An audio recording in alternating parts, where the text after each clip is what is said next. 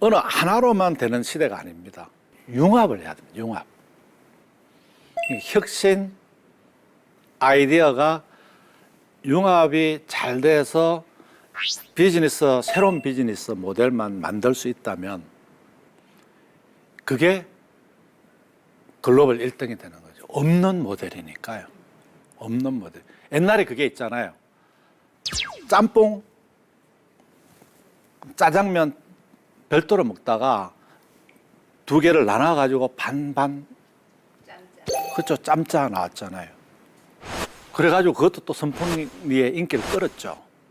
컵도 또 새로 만들고 또 거기다가 이렇게 두 개가 조화될 수 있게 짜장면은 좀 안 매우니까 매운 짬뽕하고 해서 중화를 시켜주고 이런 아이디어예요. 그러니까 여러분들이 어떤 비즈니스를 할 때는 하나의 비즈니스도 좋은데 그거는 현재도 있는 비즈니스고 두 개를 또는 세 개를 또 네 개를 이렇게 해서 하나의 어떤 새로운 상품이 된다면은 그게 새로운 비즈니스예요. 새로운 비즈니스. 그래서 혁신 아이디어가 1번이에요. 그 대신에 혁신적인 아이디어. 세상에 없는 아이디어를 찾아내는 거. 그래서 그 아이디어를 실행하면은 그게 비즈니스 모델이에요. 그게 여러분들이 추구해야 될 그런 방향이 되는 거죠. 그래서 첫째는 혁신 아이템을 4강에서 제가 말씀드린 것처럼 우리 생활 주변에서, 나의 주변에서도 얼마든지 찾을 수 있어요. 그리고 소위 이 시대 변화를 하기 위한 AI라든지 데이터라든지 이렇게 큰 데서도 찾을 수가 있어요. 그 대신에 중요한 것은 혁신 아이디어고 또 두 번째 중요한 것은 융합을 해보는 거예요. 융합. 두 개를 묶고 또 세 개를 묶고 뭐 몇 개를 묶어도 좋아요. 또 한 개를 나눠도 돼요. 하나를 나눠서 뭔가 또 창의적이고 혁신적인 비즈니스 아이템이 나온다면 그것 또한 또 여러분들이 얼마든지 성공할 수 있는 그런 혁신 아이템이 된다. 이렇게 말씀을 드리고요. 그래서 아주 거대 신산업도 할 수 있어요. 국가적으로도 매달리고 지금 국가에서 여러분들이 거대 신산업의 아이디어를 내고 비즈니스 한다면은 뭐 R&D도 지원해주고 돈도 지원해주고 인력도 지원해주고 얼마든지 지금 하고 있는 그런 이제 시대가 아닙니까? 여러분들의 마인드가 중요한 거지 불가능하진 않다. 할 수 있다.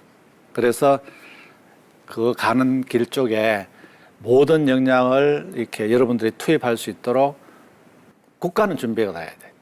국가는. 그래서 국가가 준비한 그런 역량을 여러분들이 여러분들 역량하고 결합해서 비즈니스를 성공할 수 있다. 그래야지만 꿈이 있는 대한민국이 될 수가 있습니다. 꿈이. 대한민국의 미래가 이 방송을 보는 모든 분들의 시각, 마인드에 달려있다. 그렇게 말씀을 드리고 싶습니다.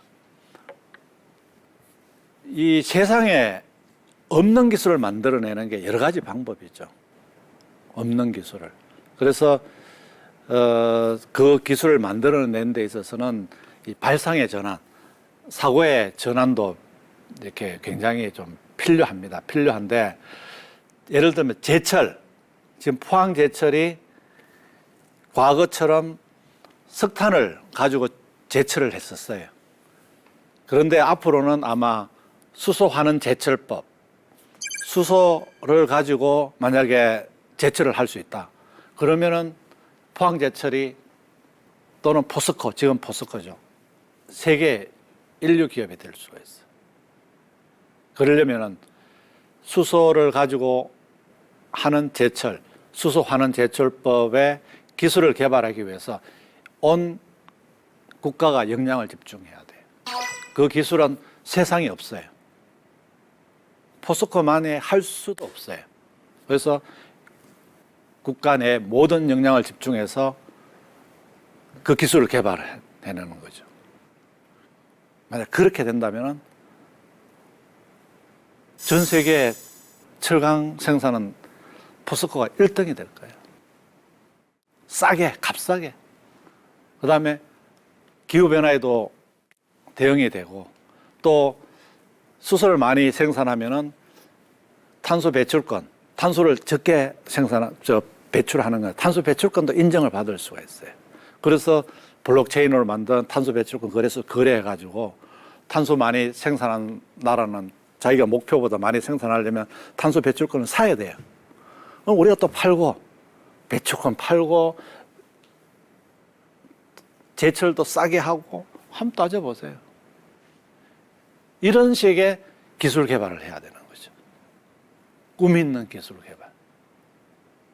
그리고 앞으로는 탄소를 많이 배출하게 되면은 탄소 국경세라 그래가지고요. 탄소를 많이 생산하면서 개발된 제품에 대해서는 많이 탄소를 배출시킨 그 양에 비례해서 세금을 부과합니다. 관세, 국경을 넘을 때. 그러면은 철강의 가격이 올라가기 때문에 한국 철강이 세계 최고가 되는 겁니다. 이런 식 초격차 기술을 개발하고 그것을 사업화하고 이렇게 나가야 되는 거죠. 그 다음에 여러분, 데이터 경제 4강에서 제가 한번 말씀드렸어요. AI하고 데이터를 결합해야 되는데, 데이터 경제가 어떻게 하는 게 데이터 경제예요? 데이터만 많이 쌓으면 데이터 경제가 될까요? 예를 하나 들어볼게요. 서울 시내에 특정한 시간대에 도로가에다 차를 많이 세운다고 이렇게 한번 봐요. 그러면 전통적인 여기에 대한 정책은 뭐예요? 주차 단속 가는 거죠. 구청에 전화해가지고 왜 이렇게 불법 주차하느냐, 단속하라. 그러면 구청에서 자동차 몰고 가서 딱지 딱딱딱딱 붙이고, 이게 전통적인 형태의 그 행정이에요. 근데 데이터 경제가 되려면 어떻게 해야 되냐면요, 특정한 도로에다가 불법 주차를 이렇게 불법 주정차를 하는 거죠. 해놓게 되면은 첫째는 왜 불법 주정차를 하는지를 봐야 돼요. 이 차들이 왜 불법 주정차를 하는지. 그러면은 단속하기 이전에 데이터 경제로 하려면 물어보는 거죠. 어떻게, 왜 불법 주차하셨었어요? 아, 제가 저기 가서 요 시장에 있는 데 가서 빨리 두부를 사와야 되는데 이 주차장이 없어가 잠깐 하고 나는 5분 만에 그냥 두부만 금방 사오려고 했어요. 또 한 분한테 물어보니까 나는 저기 가서 그 슈퍼마켓이 있는데 거기 가서 빨리 물하고 뭘 좀 사서 해야 됐어요. 이렇게 하다 보면 그게 데이터예요. 이 사람이 왜 그 지역에다가 불법 주정차를 하게 되느냐 했을 때 이게 데이터예요. 그럼 이 데이터를 가지고 여기서 불법 주정차를 하는 게 요 시장이나 요 상점에 가서 뭘 빨리 사오려고 하는데 이 시장에 주차장이 없으니까 잠깐 하는구나. 이렇게 하면 앞으로 어떻게 돼요? 고기를 시장에 물건을 사러 갈 때는 잠깐 불법 주정차하는 것에 대해서는 인정을 해주고 교통을 예고만 해주면 돼요. 그리고 두 번째는 시간은 또 언제 하냐 봤더니만 낮에는 안 한다 이거죠. 아침 저녁으로만 하게 되면은 아침 저녁으로만 여기를 교통을 원활하게 위해서 다른 조치를 취해주면은 이게 데이터 경제예요. 또 하나 예를 들어볼까요? 얼마 전에 그 언론에서 이 얘기가 있었죠. 지하철을 적자가 나는 게 어르신들이 그 공짜로 지하철을 타서 지하철 적자가 나왔다, 뭐 이런 논란이 있었잖아요. 그럼 이것도 데이터 경제로 가려면 이렇게 해야 돼요. 자, 지하철 어르신들은 무료로 찍잖아요. 이렇게 카드를 줘가지고. 그러면 지하철에 어느 타이밍에 이 어르신들이 무료로 찍는 이게 많은지를 보면 돼요. 근데 딱 데이터를 봤더니만 지하철이 한가할 때 어르신들이 많이 찍더라. 그러면은 이제 어르신들 주장이 저거잖아요. 우리가 타는 게 지하철 칸에서 우리가 더 탄다고 해서 뭐 지하철이 별도로 뭐 더 늘어나고 이런 게 없다. 그러면은 지하철 한가할 때 어르신들이 탄다 하면 비어가는데 반 비어가는데 어르신들이 좀 탄다고 해서 이게 적자의 요인이 될까? 이게 되잖아. 어르신 안 타더라도 이렇게 적자로 이렇게 갈 거다. 이렇게 얘기를 할 수가 있죠. 그런데 이 카드를 찍는 걸 봤더니 아침 8시부터 9시까지 많이 타더라. 통계가 나오면은. 이때 출근하려고 난리인데 뭐 출근하려고 막 북새통인데 어르신들이 탐으로 인해서 이 정차를 해야 된다. 이렇게 되면은 그러면 그게 이제 적자 요인이 돼요. 이런 식으로 통계를 가지고 분석하는 게 이게 데이터 경제예요. 어떤 자기가 하고자 하는 정책이나 사업에 필요한 데이터를 가지고 그 분석을 통하는 거죠. 그래서 요즘은 그 사업을 할 때도 상권 분석이라는 게 이런 개념이에요. 상권 분석. 내가 떡볶이집을 하려고 하면은 이 지역에 떡볶이를 좋아할 사람이 얼마나 많은지 데이터를 찾는 거예요. 그거는 여러 가지로 찾을 수 있어요. 선거 끝나고 나면은 그 지역에 뭐 20대, 30대 투표율 이런 거 나오면 아, 여기는 20대가 얼마나 많구나. 30대가 떡볶이를 좋아할 30대가 얼마나 많구나. 이랬는데 이 지역은 어르신들밖에 없어. 어르신들 떡볶이를 안 좋아해. 그 데이터를 봤더니 내가 가게를 하려고 하는 이 지역에 어르신이 7, 80%야. 떡볶이집이 되겠어요? 그러니까 이런 게 이게 데이터 경제예요. 이런 식으로 비즈니스를 할 때는 구체적으로 할 때는 데이터를 가지고 하는 이 비즈니스가 되게 중요해요. 그걸 한마디로 상권 분석이라 그러거든요. 상권. 내가 하려고 하는 이 비즈니스 관련해서 이쪽 지역에 얼마나 그 지역에서 살아오지. 저 뭐 울산에서 자기가 뭐 서울에서 하는 지역에 옷 사러 올 기회는 거의 적잖아요. 이런 식으로 데이터 경제를 해주는 거죠. 그래서 여러분들이 디지털을 가지고 현실 문제를 해결해 주는 이게 대한민국 1등 제품이 나올 기회가 많아요. 왜냐? 한국은 디지털이 굉장히 뛰어나 있어요. 디지털을 활용한 새로운 비즈니스 모델, 디지털을 활용한 또 새로운 부가가치의 창출, 이것도 새로운 모델이에요. 디지털. 그중 디지털 중에서 중요한 게 데이터죠, 데이터. 데이터 경제. AI를 활용한 거는 제가 말씀드렸죠. 4강 때 말씀드렸으니까 더 설명 안 하고 넘어가도록 하겠습니다. 그리고 블록체인. 제가 여러 가지 설명을 드렸어요. 블록체인을 가지고 할 수 있는. 또 하나 블록체인을 가지고 설명을 드리려고 하면은 요즘은 그 아이디가 있는데 아이디가 주민등록번호예요. 한국은. 그런데 한국은 잘 돼가 있어. 아이디를 가지고 주민등록번호를 가지고 뭐 재산세도 부과하고 그 사람을 특정하게 되는 거니까 이제 앞으로는 어떻게 하려 하냐 하면은요. 외국 같은 경우는 아이디가 없어요. 디지털 아이디를 만들어 주려고 그래. 디지털 아이디. DID라 그러는데 그게 없는 나라가 필리핀 같은 데가 디지털 아이디가 없어요. 그러니까 필리핀에 디지털 아이디를 만들어 주면은 이 디지털 아이디가 고유 번호가 돼서 뱅킹 아이디로 쓸 수가 있어요. 뱅킹 아이디. 그러면은 휴대폰에서 디지털 아이디를 넣어주고 이게 은행하고 연결되면은 여기다 코인을 붙여가지고 거래를 할 수 있는 코인으로 페이를 하고 그게 자기 아이디하고 붙여놓으면 은행 역할도 하게 되는 이런 시대로 가거든요. 그래서 해외로 나가서 이런 사업을 하려고 하는 분들도 계세요. 또 어떻게 되냐 하면은 블록체인이라는 게 이게 추적이 잘 되는 건데 넷플릭스가 자기들이 투자하는 금액 한국에다가 예를 들어 3조를 지금 투자하겠다 그러잖아요. 돈을 주면은 이 돈이 어디 쓰는지 체크가 안 되니까 블록체인으로 해서 돈을 주는 거죠. 그러면 돈을 주면은 이 돈이 코인으로 바꿔서 어디로 들으신지가 정확하게 되는 거죠. 그러면 200억을 투자하게 되면 200억 가지고 배우들한테 얼마 가는 돈, 그다음 물건 사는 게 얼마나 정확하게 될 수 있는 그런 걸 하겠다고 또 얘기를 해요.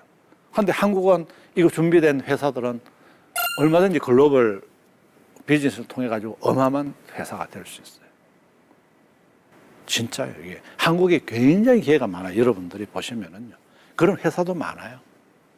또 챗GPT 관련해서 제가 하나 말씀드릴까요? 챗GPT의 데이터를 가져오잖아요. 이 데이터에다가 태그를 붙여줘요.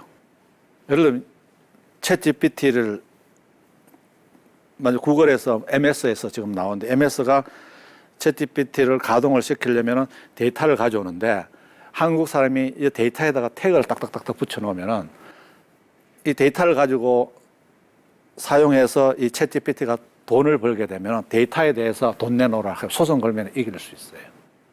이걸 한국 기업이 한다. 그러면 오히려 미국에서 제발 봐달라. 데이터에다가. 딱 붙여놓으면 이 데이터를 활용한 게 딱 추적이 되거든요. 이런 식으로 얼마든지 디지털을 활용해서 할 수 있는 게 한국이 최고예요. 여러분들이. 근데 나는 디지털을 몰라. 아까 제가 4강에서 한번 보시면 아시는 바와 같이 나는 몰라가 아니에요.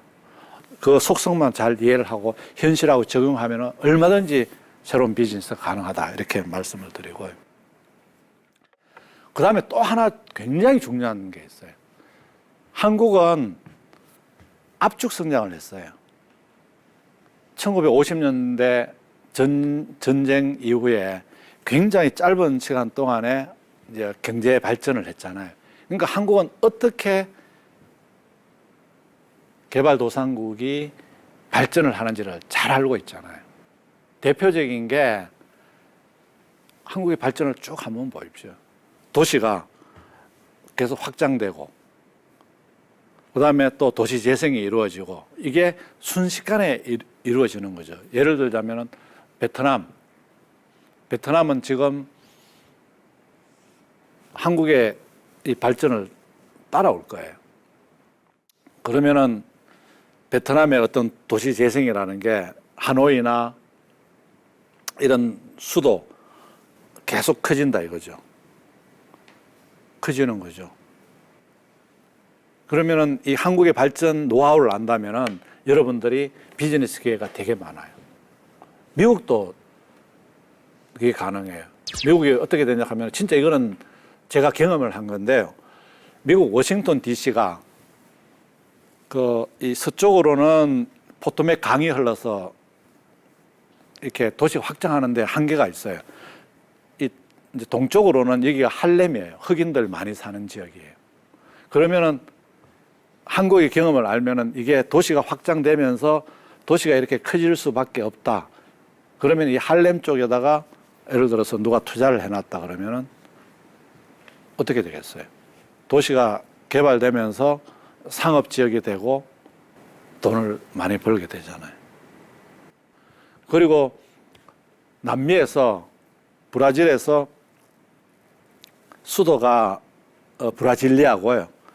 여기가 상파울로라고 경제 도시인데 이게 연결하는 고속철도를 놓게 되잖아요.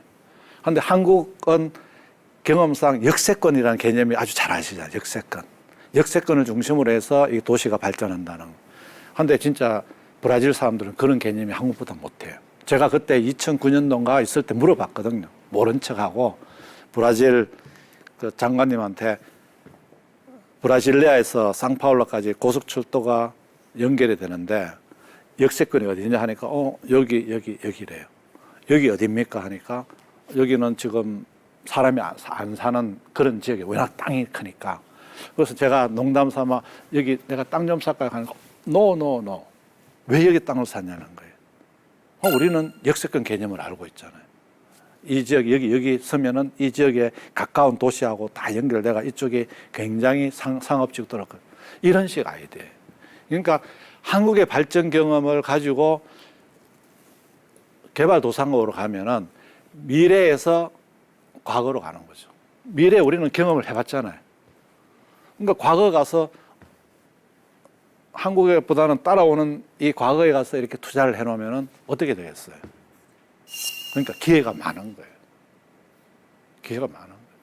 이런 부분도 여러분들이 쉽게 할 수 있는 부분이에요. 꼭 혁신을 하지 않고라도.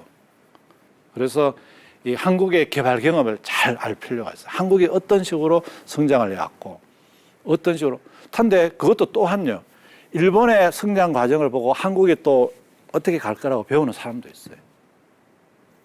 일본에 지금 그 고령화가 한국보다 훨씬 빠르거든요. 그렇게 되면서 일본이 외곽 지역으로 갔다가 다시 들어오는 게 우리나라가 그렇게 됐잖아요. 우리나라 90년대만 해도 저 분당, 용인으로 쫙 나갔다가 도시 재생이 이루어지면서 안으로 또 쫙 들어오고 하는 거예요. 이게 또 우리나라가 일본을 따라갔어요. 그래서 일본을 잘 알면 한국이 또 어떻게 갈 것이냐 보이거든요. 네. 대표적으로 보여요. 그러니까 일본을 잘 알면 한국이 보이고 한국을 잘 알면 다른 나라가 어떻게 될지 보이는 거니까 일본 사람들이 한국에 와서 투자하면 일본에 선진국에 있다가 미래에 있다가 과거에 오는 거고 우리나라가 또 있다가 또 개발도상국으로 가면 또 미래에 있다가 또 과거로 가는 거예요. 그럼 우리는 어디로 가겠어요? 선진국으로 가야 됩니까? 개발도상국으로 가야 됩니까? 기회가 개발도상국이 훨씬 많다는 거죠. 그래서 과감하게 개발도상국으로 가는 그런 결단 그리고 그렇게 가서 성공하겠다는 의지 이런 게 되게 중요하다는 말씀을 드리는 거예요. 그래서 주저하지 마세요. 과감하게 글로벌로 나가야 된다. 그러니까 한국의 경험을 가지고 해외로 가면은 너무너무 좋은 거죠. 너무너무. 성공할 가능성도 높고. 그리고 여기에 노하우를 다른 나라에 전수도 해줄 수도 있고요. 그러면은 한국에 있을 때보다는 훨씬 블루 오션이다. 레드 오션이 아니고. 그래서 여러분들이 이제 그런 한국의 노하우를 가지고 어떻게 갈 것이냐 하는 부분에 관심을 가지면 좋고요. 또 하나 보세요. 성공한 비즈니스의 국제간 이동인데 이거는 내가 무슨 혁신적으로 한 것도 아니고 이동을 통해서 할 수 있는 비즈니스 성공 사례거든요. 한번 보세요. 한국에는 성공했다. 그런데 외국에는 없는 걸 가지고 간 게 대표적으로 이 카카오 비즈니스를 가지고 해외로 가서 성공한 사람들이 많아요. 인도네시아가 대표적이에요. 한국에 있는 카카오, 그 다음에 배달의 민족 이런 아이템을 가지고 인도네시아 가서 사업한 사람이 거기는 인구가 많으니까 한국보다 훨씬 돈을 많이 벌었어요. 한국의 모델을 없는 해외로 가는 거예요. 그러려면 어떻게 해야 돼요? 여러분들이 만약에 그걸 돌고 가려면 비즈니스 잘 알고 준비를 많이 해야 되겠죠. 또 해외에 있는 비즈니스인데 성공한 모델인데 한국에 없는 거 이거 한국에 들고 들어오면 모델이 돼요. 이렇게 해가 성공하는 경우가 또 저게 있어요. 공차 아시죠? 여러분 공차. 서울에 공차가 막 100몇 호까지 되어 있잖아. 그 비즈니스 어떻게 하신 줄 아세요? 공차를 한국에서 비즈니스 한 분이 여성분이세요. 이분이 남편을 따라서 싱가포르에 이제 같이 이제 따라 나간 거죠. 남편이 직장을 따라가지고. 그래서 이분이 싱가포르 가보니까 공차가 있는데 한국에는 없어요. 그래서 공차를 한국 가서 비즈니스 하면 이 마인드가 있었는 거죠. 이게 이제 핵심 마인드죠. 그래서 공차 회사에 가서 얘기를 한 거죠. 이거 내가 공차를 가지고 내가 프랜차이즈 하고 싶다. 그러니까 처음에는 싱가포르에서 비즈니스 하는 중 안 된다 그랬대요. 그게 아니고 나는 한국 가서 하겠다. 한국은 그때 이 공차가 없었으니까. 그러니까 싱가포르 그 공차 회사에서도 뭐 나쁠 것도 없잖아요. 자기들 물건도 많이 팔고. 그래서 오케이. 그래서 이분이 공차를 한국에 들고 온 거죠. 그 당시에는 공차가 없었어요. 뭐 커피점은 많고 이랬는데. 그래서 공차를 가져오면서 한국 로컬라이제이션 한 거죠. 한국의 입맛에 좀 맞게 조절해가지고 오니까 공차가 히트를 쳐가지고 어마어마하게 비즈니스 성공한 거죠. 비즈니스 성공한 거죠. 그러니까 이 나라에 있는 거 가져가고 그 나라에 있는 거 들고 오고 이렇게 하는 거예요.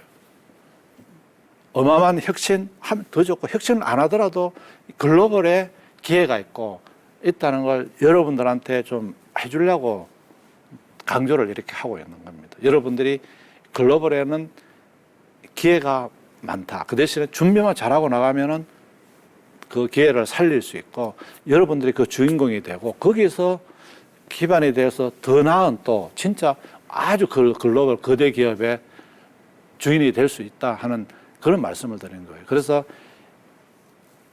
가져가고 가져나가는 거, 왔다 갔다 하는 거, 진짜 이게 가능해요. 제가 그 또 하나 예를 들면 콜롬비아의 후안 발데스라고 커피가 굉장히 유명한 커피 제품이 있었어요. 그런 부분도 만약에 콜롬비아에 잘 알면 그걸 프랜차이즈가 한국에서 후안 발데스 커피숍을 하고 콜롬비아 커피를 가져와서 이렇게 한다면 그것도 비즈니스 모델이 또 될 수도 있어요. 그래서 독점제로 가져와야 되는 거예요, 내가. 그러려면 그게 네트워킹이 있고 그 나라하고 관계가 있고 이런 식을 통해서 가능하다. 그렇게 말씀을 드리고. 그 다음에 국제 간에도 이게 또 혁신을 하지 않고도 또 되는 게 있어요. 한국은 낮이고 미국은 밤인데 그러면 한국의 낮하고 미국의 밤을 이렇게 연계해가지고 할 수 있는 비즈니스가 뭘까? 이것도 돼요. 그게 데이터 센터, 야간 응급, 판독해주고 하는 게 그게 그 비즈니스거든. 그러니까 미국에서는 예를 들어 밤에 응급 환자가 돌았을 때 이걸 찍으면은 의사들이 그 야근을 해야 되잖아요. 그러면 그 판독을 한국에 있는 낮에 근무하는 병원하고 해가지고 그 데이터만 올려놓으면 여기서 한국에서 판독해줘가지고 처리하고요. 이런 식도 되는 거죠. 또 미국은 낮인데 한국의 밤. 여기도 뭔가 이렇게 또 새로운 비즈니스를 만들어가지고 거기는 어차피 근무하는 거니까 우리는 여기가 근무하려면 코스트가 많이 들어가고 이렇게 되는 거죠. 그 다음에 데이터 센터, 콜센터도 마찬가지잖아요. 이제 콜센터는 해외 많이 해요, 해외. 특히 영어권 콜센터는 영어를 잘 쓰는 인도나 필리핀 이런 데 되게 많이 설치해요. 영어권 국가들은. 왜냐하면 자기 나라 하려면 비용이 비싼데 콜센터를 영어를 좀 하는 인도 같은 데 해놓으면 여기서 다 콜센터 해주면은 거기는 한 달에 임금이 싸잖아요. 그러니까 이런 부분을 여러분들이 얼마나 인식을 하고 그런데 꿈과 비전을 가지고 얼마나 이렇게 할 수 있느냐. 그게 중요한 거죠. 한국이 잘하는 건 많아요.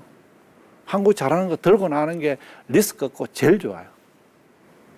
한국이 잘하는 거 과감하게 어느 한 나라 가서 내가 하는 거죠. 한배 벌려고 하는 거죠.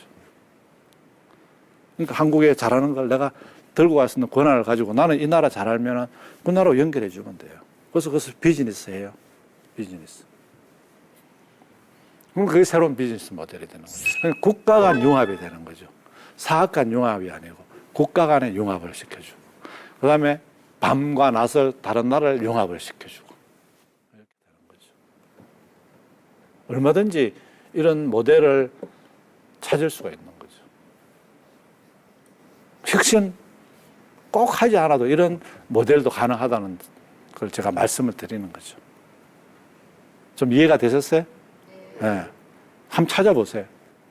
진짜 제가 주위 아는 사람들은 그냥 외국에서 독점 프랜차이즈가 돈 번 사람도 되게 많아요. 네. 그러려면은 그 나라하고 잘 알아야 되는 거예요. 근데 해외로 나가지 않고요. 안 되잖아요.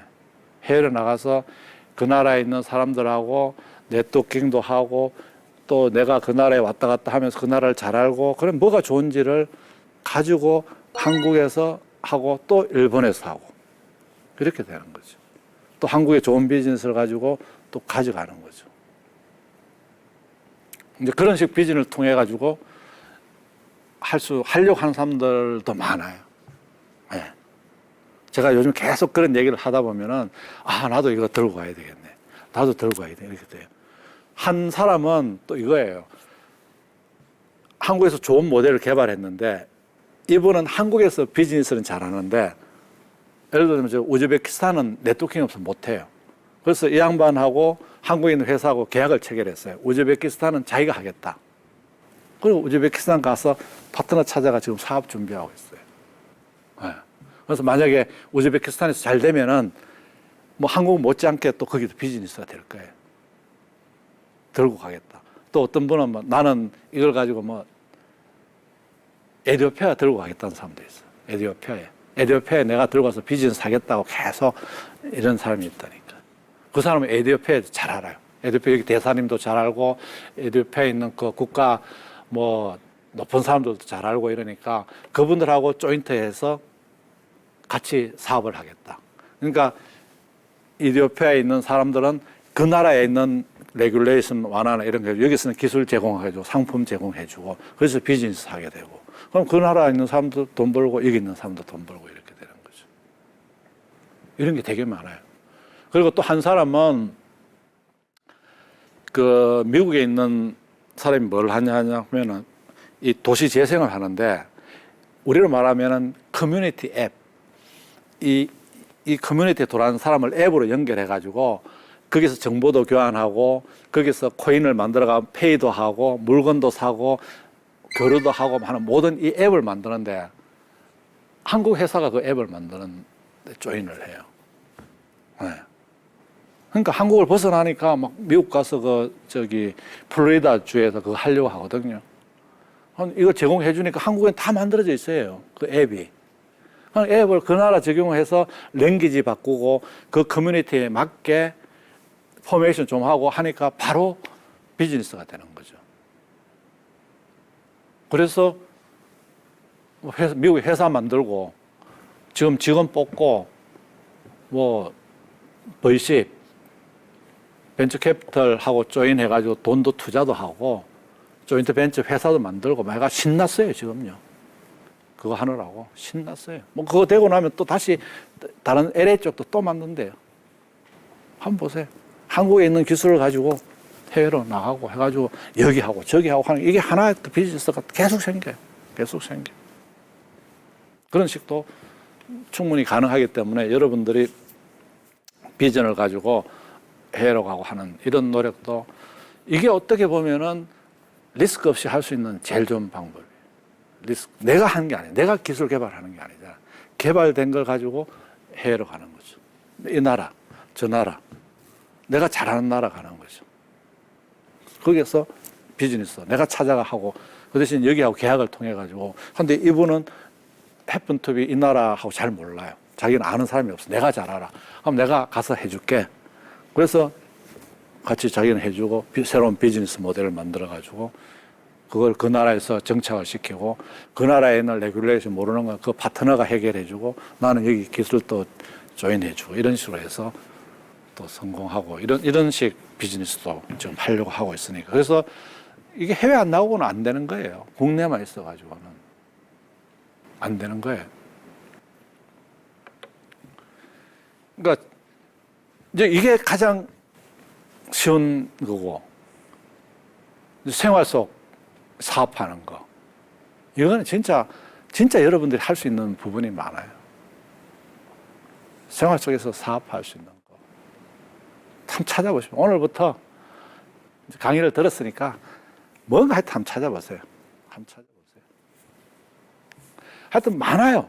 안경 쓴 사람들은 뭐 코로나 때 이거 마스크를 쓰니까 이 김서림이 생겨가지고 그래서 뭐 마스크에서 김서림이 안 하겠어 막고 뭐 그런 그 아이디어가 거기서 나오는 거죠. 그래서 그런 마스크 개발한 사람이 또 안경 쓰는 사람한테는 훨씬 이렇게 많이 팔리고 이렇게 되는 거죠. 그래서 어쨌거나 하여튼 이게 혁신 아이템을 가지고 사업화하는 제가 이렇게 말씀드린 이 아이디어를 가지고 자기가 더 또 찾아보면 더 많을 거예요. 더 많을 거예요. 그런 부분에 대해서 어떻게 함에 볼 것이냐 여러분들이 그래서 액션을 할 것이냐 그걸 하기 위해서 글로벌 나가서 내가 어떤 나라 좋아하는 나라 가서 내가 찾아보고 그 나라 가서 사람도 만나고 그 나라에 가서 여행도 하면서 뭐가 좋을지도 해보고 또 그 과정에서 그 나라 사는 사람도 만나면서 네트워킹도 하고 이렇게 되는 거죠. 네트워킹도 하고 연결도 하고 그러려면은 이 비즈니스에 대한 안목을 좀 키워야 되는 거죠. 그래서 국내에 있는 전문가도 찾아가지고 연결도 시켜주고 거기 있는 것도 들고 오고 막 이러니까 이게 막 굉장히 이게 기회가 굉장히 많아지는 거죠. 어마어마한 기회가 생길 수도 있고 이제 그렇게 되는 거죠. 그래서 지금 이제 구체적인 성공 전략이라는 게 이제 머릿속에 좀 잡힐 거예요. 잡히는 부분에 대해서 한번 보시면은 이제 여기가 이제 제가 정리를 다 한 거예요. 그러니까 아주 초격차 기술, 아주 탑 엣지가 되는 기술, 이거 하면 제일 좋아요.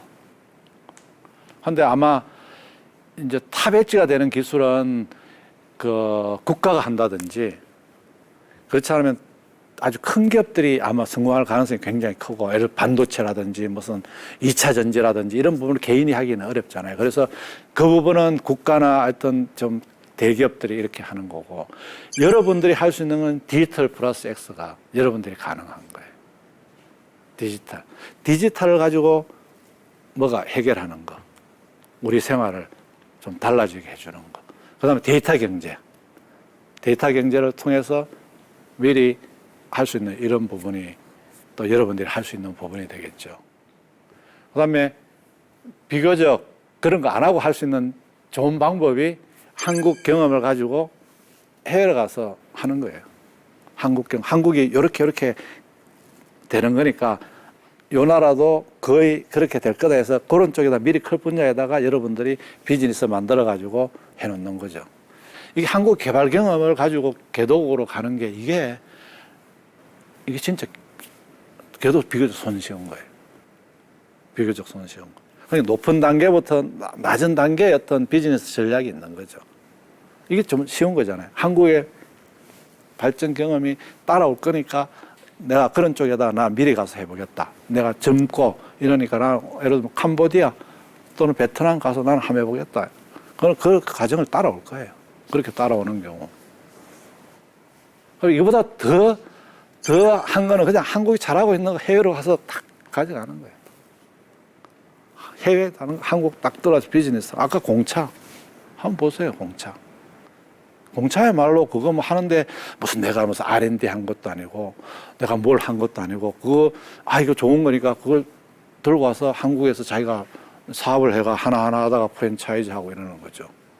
또 최근에 제가 베트남을 갔었는데 필리핀 가보니까 우리 BBQ 있죠.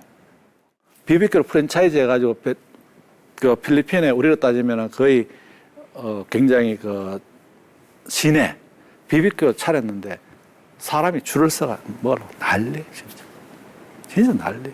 그거 어려운 거 아니잖아요. BBQ 한국에서 BBQ 하던 걸 필리핀 들어가서 가게 하나 차린 거죠.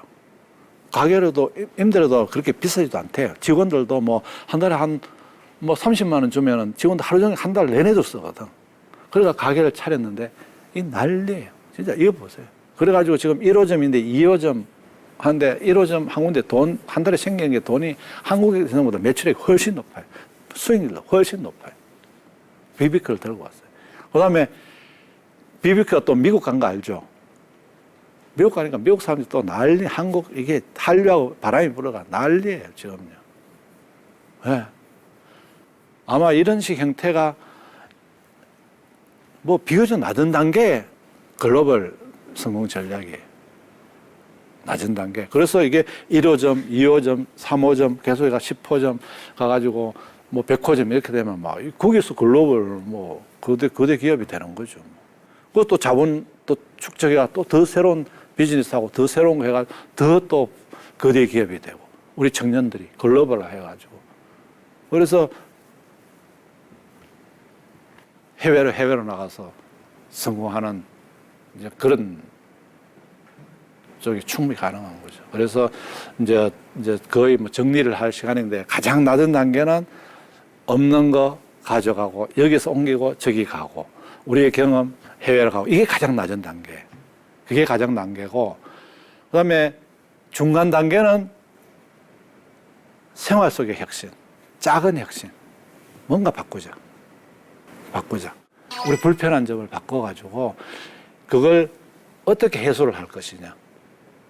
그러려면 여러분들이 항상 고민을 해야 돼요. 고민을 하고 찾아보고 뭐를 바꿀 것인지. 여러분들 생활하다 보면 불편한 거 되게 많잖아요. 여러분들이 더 잘할 거예요. 이게 뭐 뭐가 불편하다 이거죠. 그 다음에 이거 하는 애 또 뭘 하나 융합을 시켜보자. 이게 이제 중간 단계 정도 되는 거죠. 그 다음에 그 중간 단계에서 하나가 디지털 플러스 X 하는 거. 우리나라에 발전된 디지털 이 노하우를 가지고 뭔가 접목을 하는 게. 그게 스마트 팩토리, 이게 디지털을 공장에 적용한 거예요. 스마트 팩토리가 딴 얘기 아니에요. 그 다음에 스마트 팜이 뭐예요? 농업에다 디지털 적용한 그 개념이에요. 스마트 시티가 뭐예요? 도시에다가 디지털 접목하는 거잖아요. 그런 식으로 이제 이게 디지털을 잘 알면 되는데 디지털의 속성을 잘 아는 게 중요해요. 속성을 잘 아는 게. 나는 기술자가 아니라도 상관없어요. 기술자는 내가 융합시키면 돼요. 기술자 융합시키고 생활 속에 아이디어 융합시켜가지고 비즈니스 모델을 만들어가지고 비즈니스를 론칭을 해주면 돼요. 이게 한 중간 단계가 정도 되겠죠. 그 다음에 아주 높은 단계는 뭐예요? 거대 R&D 같은 거 하는 거죠. 뭐 그런 부분은. 그런 부분도 여러분들이 아이디어만 있다면은 뭐 가능할 수도 있어요. 가능할 수도 있어요. 그런 부분에. 그 회사에 가서 일을 해도 좋고. 예를 들자면 이거죠. 지금 2차 전지 같은 경우도 이 불이 나는 게 문제예요. 그래서 그런 부분을 해결하겠다. 그러려면 내가 2차 전지 회사 가가지고 하고 그 전련 문제인데 이게 이제 전기가 안 통하도록 한 전련 문제를 해결하기 위해서 내가 그 관련된 공부도 하고 거기 관련된 대학원도 다니고 가능해요. 내가 그쪽 분야에. 근데 그걸 그런 식으로 준비를 해가 차곡차곡 해서 그 문제를 해결했다. 그러니까 2차 전지의 문제점을 해결했다. 내가 가진 기술. 이걸로 해결한다. 그거 따져보세요. 자동차에 들어가는 그 2차 전지 배터리의 문제점을 해결해 주는 회사가 어떻게 된 회사가 되겠어요? 대단한 회사가 되는 거예요. 그걸 하기 위해서 팀을 구성하고 연구를 같이 하고 같이 노력하고 같이 문제를 해결해 주는 이게 아주 높은 단계에 되는 거예요. 그러니까 한번 보세요. 아주 낮은 단계, 중간 단계, 높은 단계의 비즈니스 성공 전략이 눈에 보이는 거죠. 좀 보여요? 여러분 한번 찾아보세요. 찾아보세요. 충분히 여러분들 할 수가 있어요. 그리고 그런 꿈을 가지고 나가야지만 대한민국의 미래가 있습니다. 미래가 있어요.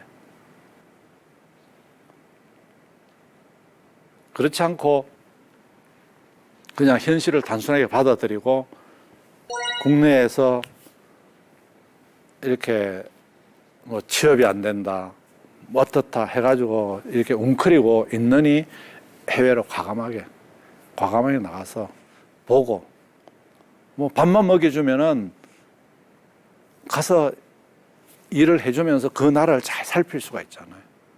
네. 밥만 먹여주고 제어만 주면 가서 과감하게 뛰어들면서 휴일을 이용해서 돌아다니면서 이 나라에 뭐를 하면 좋은 건지 본인이 막 눈을 부릅뜨고 찾아보는 그런 사람은 성공합니다. 성공합니다. 그런데 국내에서 어렵다고 웅크려가지고 그냥 자꾸 언둔형으로 가고 이렇게 해서는 안 되는 거죠. 여러분들이 꿈을 가지고 살아야 됩니다. 그래서 여러분들 나도 왜 그 글로벌 거대 기업의 주인이 왜 안 되냐? 나 할 수 있다. 해보자. 나는 이거 할 거야. 아이템을 내가 잘할 수 있는 분야 열정을 가지고 목숨을 바쳐가지고 하고 네트워킹도 하고 해외도 가고 과감하게 뛰어들어야 돼. 과감하게 뛰어들어.